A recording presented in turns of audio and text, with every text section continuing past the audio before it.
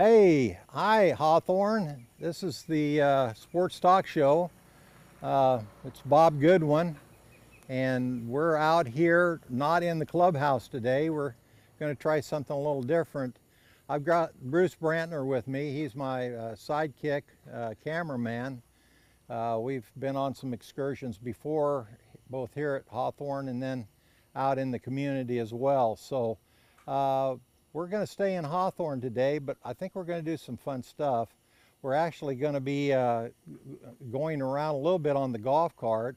My wife's here now, and she's going to drive the golf cart for us. She promised to do it as long as we keep her off camera. But Bruce, if you foul up and get her on camera, you know, it's just one of those things. But seriously, I hope that you enjoy this. You know, as many of you know, I originate from Kansas. We're here from Kansas, and so this is the first time we've ever lived in a forest. And being in Florida, you're in a forest. So we are from the wide open spaces of Kansas and Colorado and Texas and out west. And I got to thinking, you know, a lot of the sportsman activities that I've been involved with in my life have been hunting and fishing. And then I got to thinking, when I got here, you know, I'm 1,400 miles away from those wide open spaces. So it caused me to want to explore Hawthorne a little bit. And you know, we've got some backcountry here at Hawthorne that a lot of people don't know about. So today we're going to spend a little time doing a little excursion around Hawthorne. And you know, even if you can't even walk very well, if you can get in the golf cart, you can get into some of this backcountry at Hawthorne. And I think you'll really enjoy it. And so stick with us as we talk a little bit about where we are and what we're going to do in the next few minutes. Behind me, I think you've probably figured out, we're down at the boat launch, and this is where people that don't have a boat in the marina can actually launch their boat. And so we have lots of people that do that, take advantage of that. And this is on the, and I think I'm going to butcher the Palatalaka, something like that, river. And of course that goes out to Lake Harris, as many of you know. But along here, there's a lot of common area along the river. And if you look to our north, all of that is open space. Now, you don't want to drive up into people's backyard, but you can go down along the river. You could fish along there. You can explore along there. There's all kinds of things. Occasionally you'll run into an alligator along there. I've run into a big old cottonmouth water moccasin on the river one day. Sometimes you can see fish swimming in the water. It's really interesting. And you know, that's another thing that people don't realize. At Hawthorne, the other day we were outside grilling, and I looked across the street and I said, "Susan, come here." And there was a bobcat walking through our neighbors' yards. Since then I've talked to other people, and they say, "Oh yeah, we've got a resident bobcat, and we got bald eagles." And so even though we're in the middle of thousands of people, we're still out in the country. We're out in the back country. And so that's kind of making me feel a little bit more at home.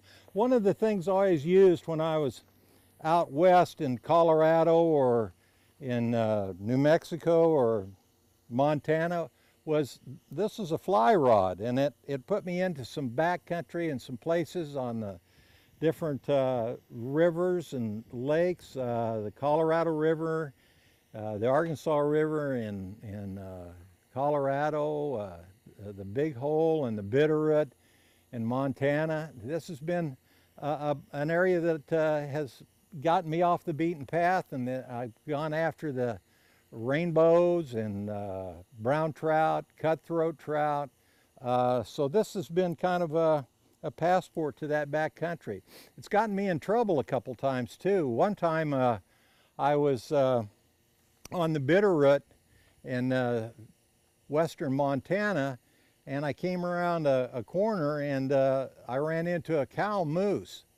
And everybody knows that cow moose can have a bad disposition and temper. So she ran me up on a rock, and I had to stay there until she browsed her way back across the Bitter River.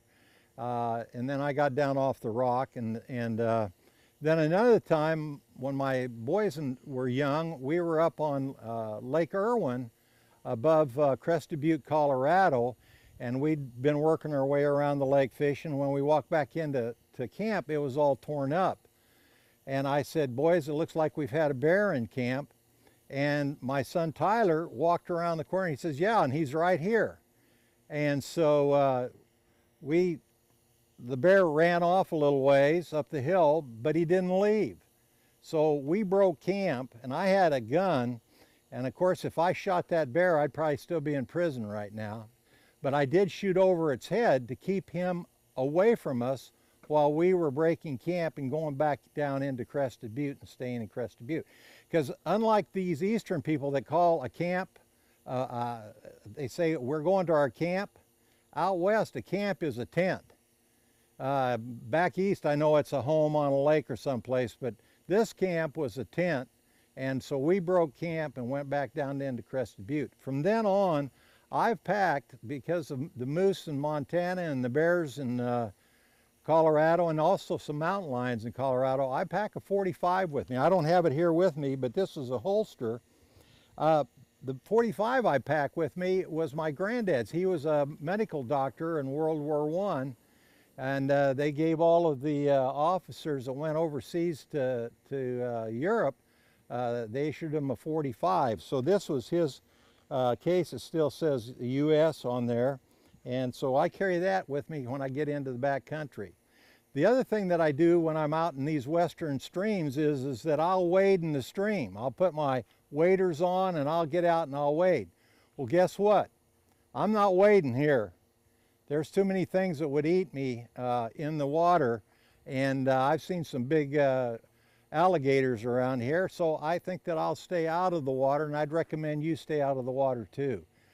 Well, with that said, I think we'll go ahead and we're gonna start our little safari around Hawthorne and show you some sights that I hope that you enjoy.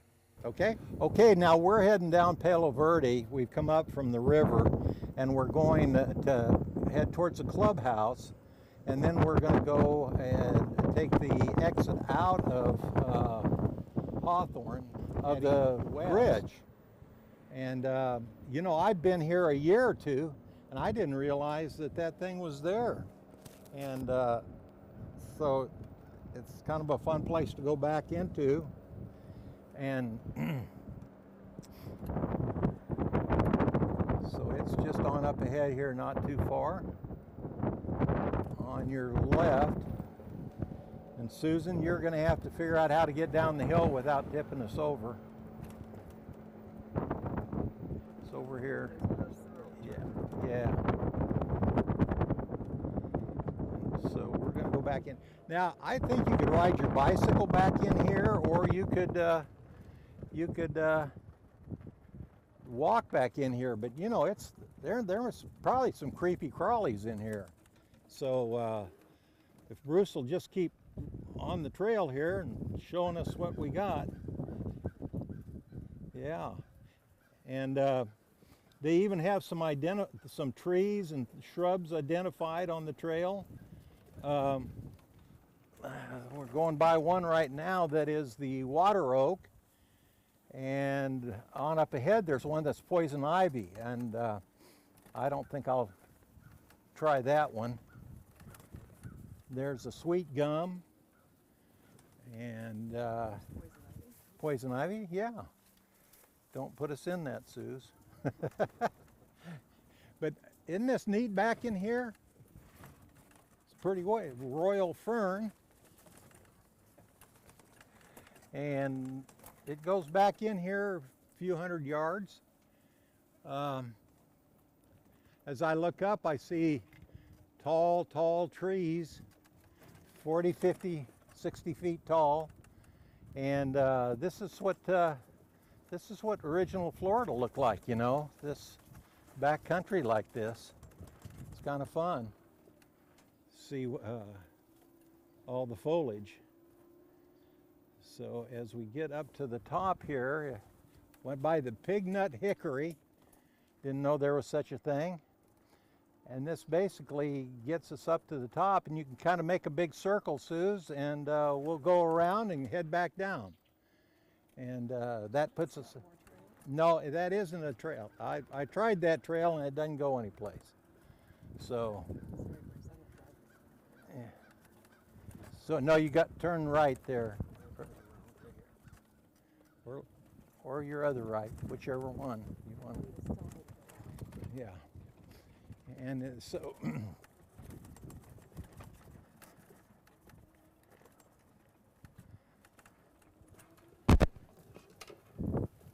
probably ought to slow down to get a little less bounce on our camera. Are we okay? Yeah. This is our golf cart. I'm not sure it's got great shock absorbers. They put me in back because they got tired of seeing me talking, but you know how I am.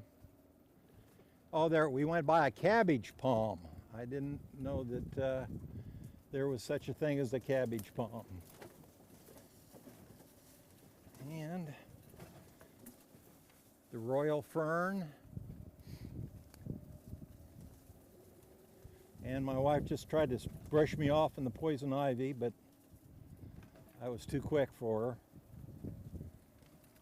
So we're heading back out to the front, to the entrance to this. I would really recommend you try getting back up in here if you're getting tired of being on the beaten path. So from here we're going to head back up Hawthorne, and that is the Hawthorne Nature Trail. Pretty cool.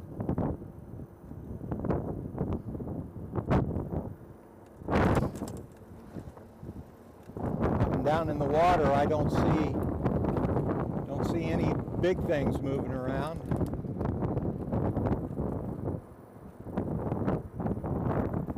So we're back up to the main street here, and we're going to turn right.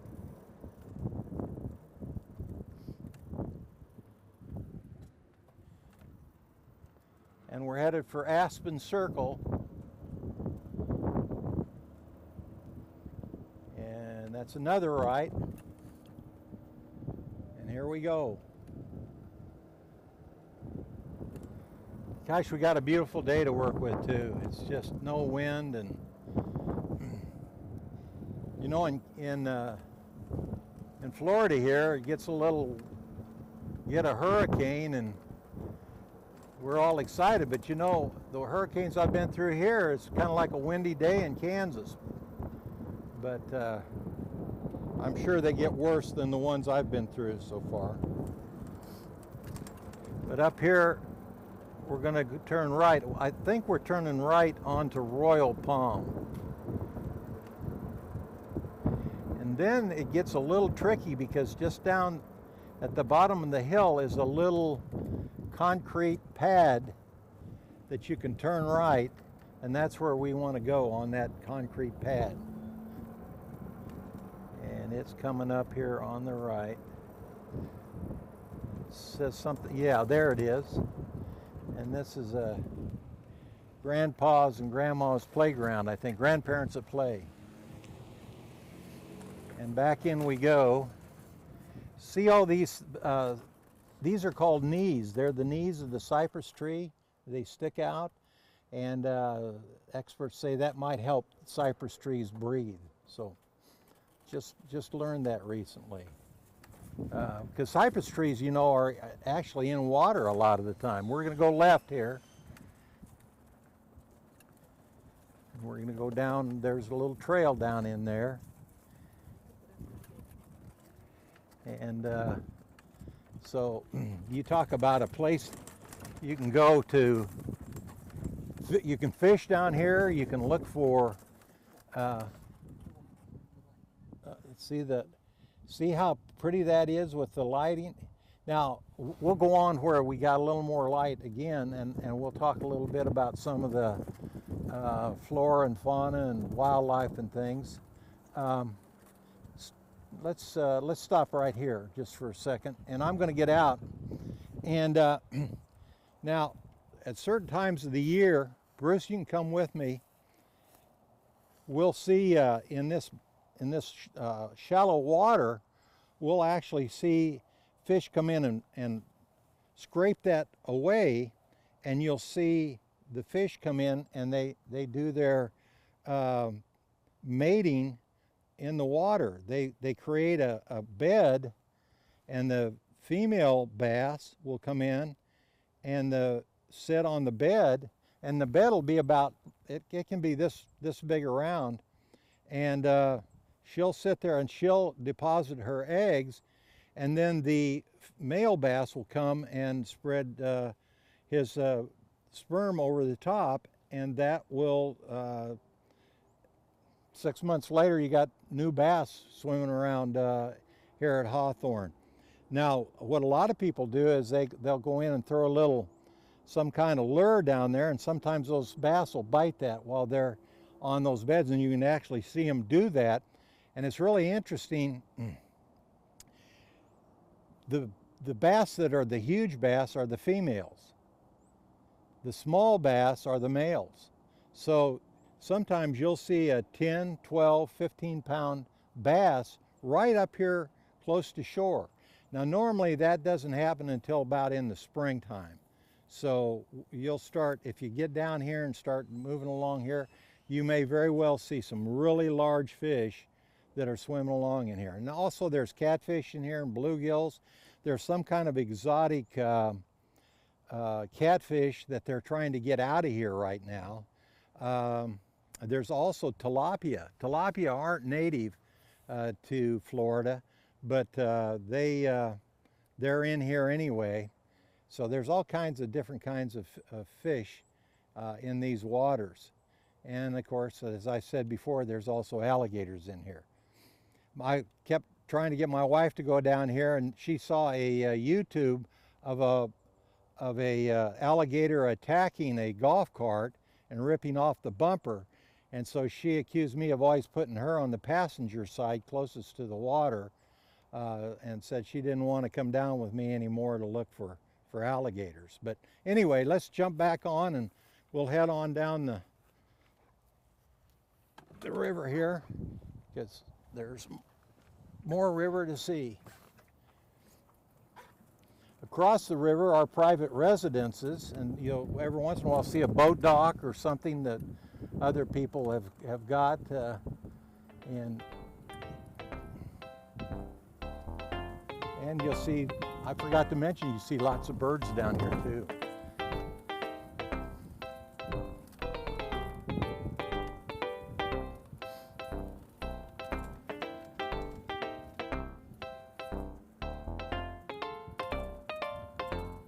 And again, golf cart, you can walk, you can ride your bike. There's just all kinds of ways that you can get back in here and enjoy this neck of the woods.